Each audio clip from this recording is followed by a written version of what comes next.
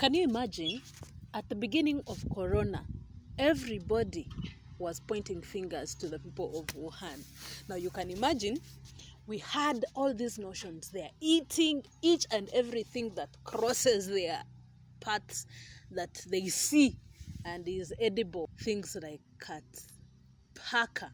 Yani paka, kwa uzuri, paka ikatuletea shida. Like the cats brought us issues. Because of the rising of the costs of living here in Nakuru and elsewhere in the world, people have resorted to doing anything. Kizungu, yani kizungu imekataa hapo.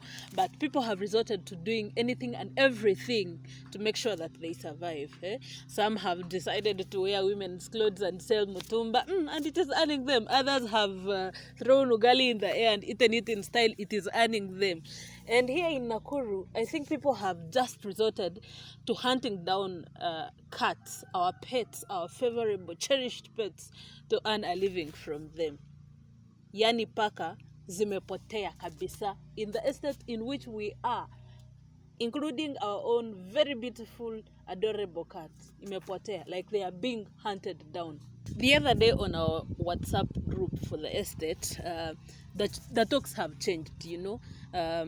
Somebody put up an announcement of their lost cat, and we also decided to put an announcement of our lost cat, since our cat had been lost for close to 2 weeks, and we had hopes that it would come back.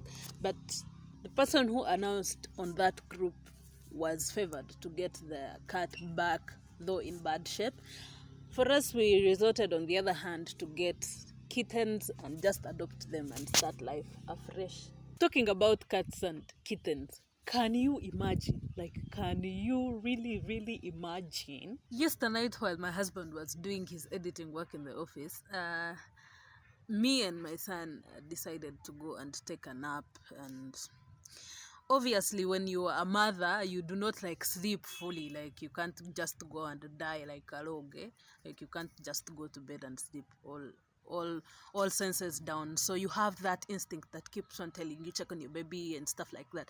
So I got to a point that I felt like I am sleeping alone in this bed. When by the way, our son does not know how to get off the bed. Recently, he just learned how to. So I turned to check on him, and voila. Do they call it voila? Oh, voila.